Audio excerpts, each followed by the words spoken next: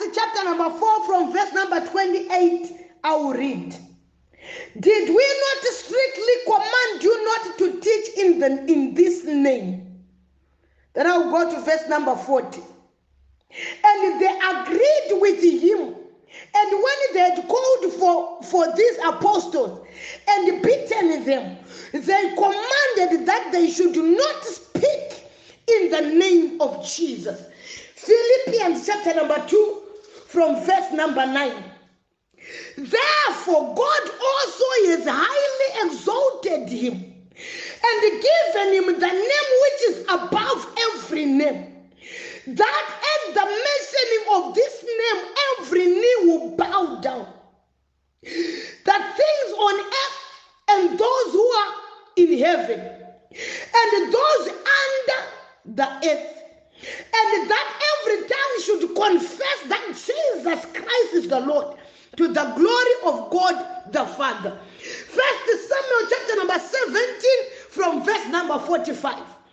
But David said to the Philistine, my God, you come to me with a sword and a spear and a javelin, but I come to you in the name of the Lord of hosts, the God of the armies of Israel, whom you have defied. I am Prophetess Memory Matimbire from Daughters of Virtue, Dadini wa prayer group. Ndauya nemusoro weshoko wakuti zita rine simba. Zita rine simba. Tikuda kupinda mprayer manheru anhasi. Timbotaura zita rinoti rikadanwa, cancer inotiza. Zita rinoti rikadanwa, corona inotiza. Zita rinoti rikadanwa, zvidhoma zvinotiza. Zita rinoti rikadanwa, zvikwambo zvinotiza. Tikuda kuti tipinde muprayer, timbotaura zita raJesu. Pandaverenga apa Bhaibheri rinoti vanapita ndokutanga kuita munanamiguta, vanapita ndokutanga kusvinudza mapofu, vanapita mimvuri ndokutanga kuita minana, vanapita mimvuri ndokutanga kuporesa vairwara.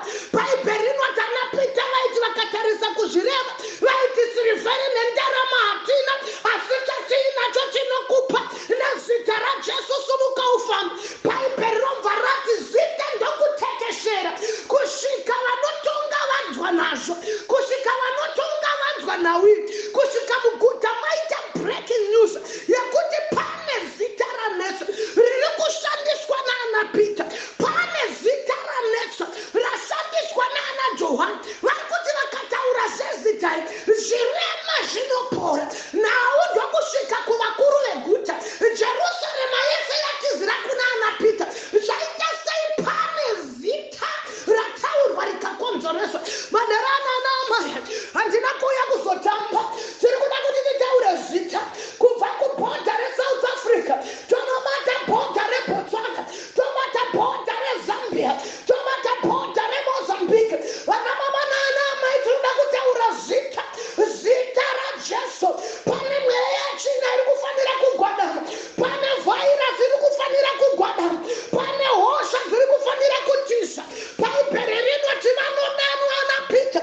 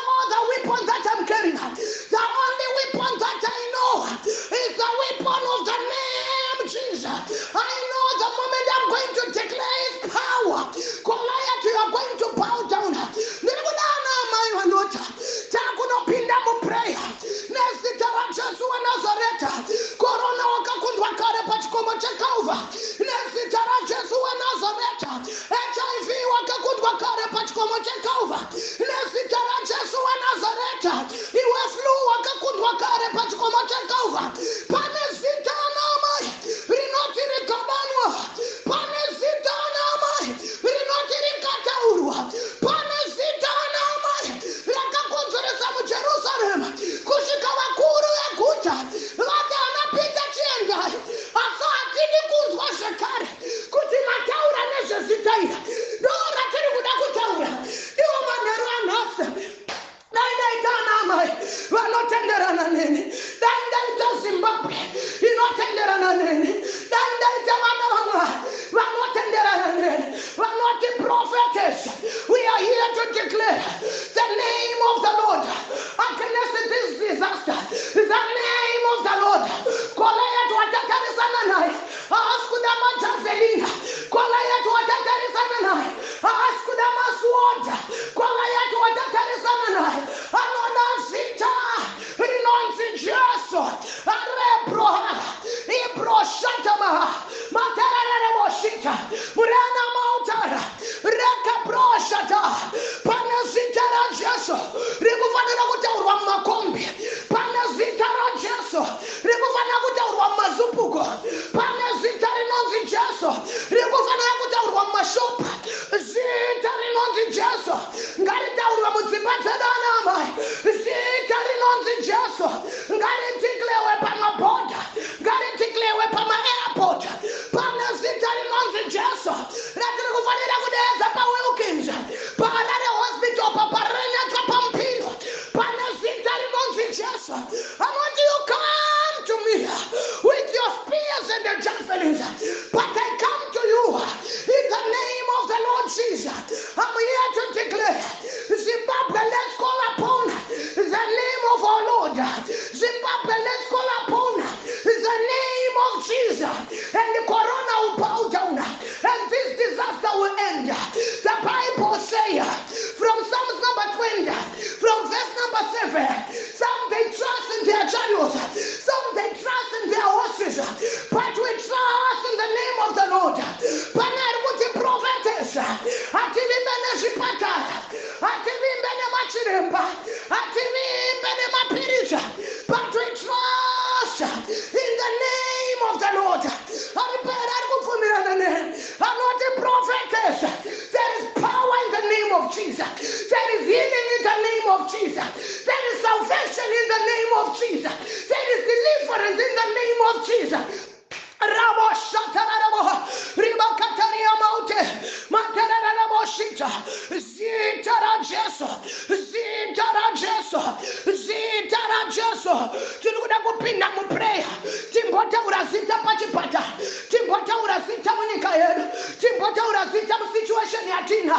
Tinoda kusumuka namai kune vanga vatonodza zuva vasati vatanga kunamata ndo vandainga ivavo.